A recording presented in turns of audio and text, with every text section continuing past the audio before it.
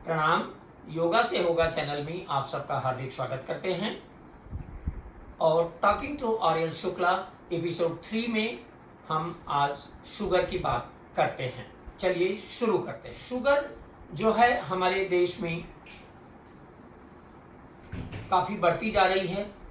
एक तरह से कहें तो राजधानी का रूप ले रही है और प्रायः और देशों के मुकाबले अपने देश में शुगर, जिसको मधुमेह भी कहते हैं, डायबिटीज़ भी कहते हैं, अलग अलग नामों से आप सब जानते हैं, ये काफ़ी तेज़ी से बढ़ता जा रहा है और ये भी एक लाइफ स्टाइल का ही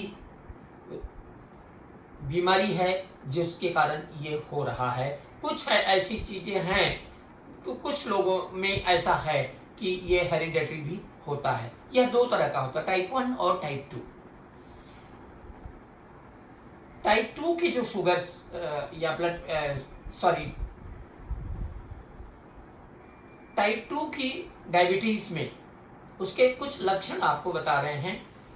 अगर ये अर्ली डायग्नोसिस हो गया, आपको पता लग गया, तो सबसे पहले आपको अपने डाइट पे ध्यान देना होगा और कुछ आसन प्राणायाम है जो आपको योगा से होगा चैनल में देखने को मिलेगा। उससे आप करेंगे तो आप निश्चित रूप से दवाइयों से बच सकते हैं और मेहनत आपको करनी होगी।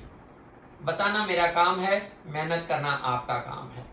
मेरे जीवन में बहुत सारे लोगों को जो कि 7 साल 8 साल से भी दवाइयाँ ले रहे थे, इंसुलिन पर थे, उनकी इंसुलिन की दवाइयाँ बंद हो गई और या तो धीरे धीरे दवाइयाँ कम हो गई और कुछ महीनों में धीरे धीरे करते हुए दवाइयों की ज़रूरत नहीं पड़ी और शुगर को उन लोगों ने कंट्रोल कर लिया। आप भी अगर इसको अपनी अच्छी जीवन में अच्छी तरह से अपनाएंगे तो निश्चित रूप से आपको इसका लाभ मिलेगा। शुगर के लक्षण में सबसे पहले आपको बार बार प्यास भी लगती है और यूरिन के लिए भी जाना पड़ता है। उसका कारण ये है कि जब कोई भी चीज़ आपके शरीर में बढ़ता है तो उसे शरीर का कोई भी एक पार्ट जो उस चीज़ के लिए बनाई गई है शरीर के अंदर, वो उसे ज़्यादा काम करना पड़ता है। जैसे शुगर में अगर ब्लड के अंदर शुगर की अधिकता बढ़ जाती है तो आपकी जो किडनी है, गुर्दा जिसको आप कहते हैं, वो बार बार फिल्टर करके और यूरिन के द्वारा उसको जो फिल्टर करने के बाद बाहर निकालने की कोशिश करते हैं। ये बार बार बहुत ज़्यादा करने पर इससे आपके शरीर के अंदर डिहाइड्रेशन होने की, साधारण सी भाषा में समझें तो पानी की कमी होने लगती है। इसलिए आपको वो प्यास भी बार बार लगती है। तो पानी तो अवश्य कम से कम 3 लीटर तो हर व्यक्ति को पानी पीना ही चाहिए। रोज कम से कम 3 से 5 किलोमीटर वॉकिंग करना चाहिए। उसमें पहले कुछ स्लो गति से चलना चाहिए, फिर थोड़ा फास्ट गति से चलना चाहिए, फिर धीरे धीरे स्लो गति में चलना चाहिए। वॉकिंग, मॉर्निंग वॉक करना बहुत ही आवश्यक होता है। शरीर से 1.5-2 घंटे तक आप जरूर योग प्राणायाम करें। योग प्राणायाम के हम आपको सिर्फ नाम बता रहे हैं, वो आपको योगा से होगा चैनल में वीडियो वो सारे मिल जाएंगे, आप देख लेंगे और वो देख करके आप करेंगे। कहीं भी अगर किसी भी तरह का डाउट है तो कमेंट बॉक्स में ज़रूर आप लिखें, उसका ज़रूर भी हम समाधान अपने द्वारा करेंगे। डाइट में जो आपको हमने प्रायः बताया है पहले भी ओबेसिटी में, वही प्रायः डाइट थोड़ा ही फर्क है उसमें।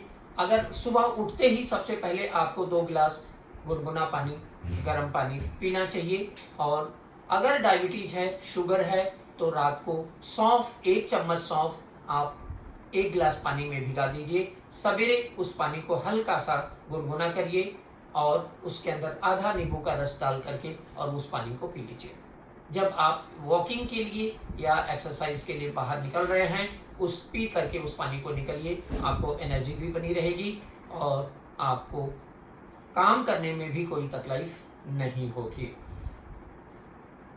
सुबह उठते ही जब आप 2 गिलास पानी पी करके ताड़ासन कर लेते हैं, ताड़ासन आपको योगा से होगा चैनल में वीडियो है वो मिल जाएगा। ताड़ासन के करने से आंतों की आपकी पानी पीने के बाद सफाई अच्छी तरह से होगी। वॉशरूम जाने के बाद तुरंत ही आपका पेट साफ हो जाता है। शुगर में आपका पेट का साफ होना बहुत ही आवश्यक है। दूसरा, आपको अंकुरित अनाज जो है वो सब ज़्यादा से ज़्यादा लेना चाहिए। इसमें रोटी जो अगर आप खाना चाहते हैं तो जौ की रोटी बहुत ही उपयोगी मानी जाती है। जौ है, चना है, चौलाई है, इसका रोटी अगर आप अच्छी तरह से बना करके खाते हैं तो बड़ा ही लाभ मिलता है। सुबह में आप हरी पत्ती वाली सब्जियों के रस 4, 5, 6 गिलास तक भी आप पी सकते हैं 11-12 बजे तक। फलों के रस ले सकते हैं या फल ले सकते हैं। फलों का रस या सब्जियों का रस लेने से दोपहर तक अगर आप करते हैं यह काम, और फिर दोपहर में सिर्फ भोजन लेते हैं। दोपहर के भी भोजन में आप मिक्स आटे की रोटी, मल्टीग्रेन आटे की रोटी अगर आप लेते हैं जिसमें ज्वार, जौ, चना, मक्का, सोयाबीन, तिल, अजवाइन ये सब मिला करके अगर आप बनाते हैं, उसका रेशियो भी आपको चैनल में मिल जाएगा। कमेंट बॉक्स में अगर आप लिखेंगे तो आपको अगर समझने में कोई कठिनाई है तो आपको दे दिया जाएगा और उसकी रेशियो भी बता दी जाएगी।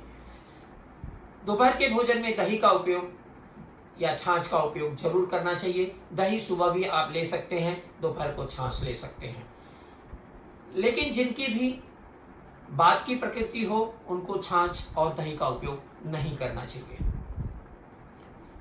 दोपहर के भोजन में 25-25 ग्राम के फुल्का, 1 कटोरी दाल, 1 कटोरी चावल में भी ब्राउन राइस अगर लेते हैं तो बहुत ही अच्छा, और 250-300 ग्राम सलाद आप ले सकते हैं। सलाद ज़्यादा से ज़्यादा लें, फल और सब्जियों का ज़्यादा उपयोग करें। रोटी, चावल, दाल कम कर देंगे तो धीरे धीरे आपकी डायबिटीज़ की दवाई बंद हो सकती है।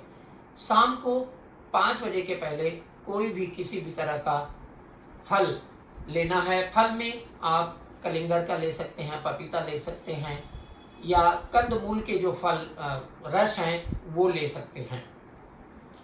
कंदमूल में जैसे बीट रूट है, गाजर है, ये सब आप ले सकते हैं। लेकिन सबसे पहले ये जरूर देखें कि आपका ग्लूकोज एवरेज कितना है, वो देख करके और किसी एक्सपर्ट की सलाह से जरूर इन सब चीज़ों का उपयोग करें।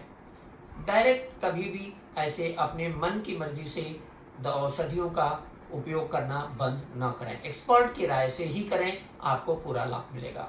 रात को मेथी का पानी, मेथी को 1 चम्मच मेथी को भिगा देवें, सवेरे उस मेथी को चबा करके खा लेवें और उस पानी को पी लेवें। उससे भी आपको शुगर में बहुत ही लाभ मिलेगा। अगर आप मेथी को स्प्राउट करके लेते हैं तो और भी अच्छा होगा। रात का जो भोजन है वो आपको सूप, बड़ा बाउल ज़्यादा से ज़्यादा सूप लेना है, और सूप को चम्मच के सहारे जब आप लेते हैं तो सिप सिप करके धीरे धीरे लेना चाहिए, जिससे कि जितना ज़्यादा समय उसमें लगाएंगे उससे आपके ब्रेन से ये बॉडी को मैसेज जाता है कि नहीं, अब भूख नहीं है, पेट भर गया है।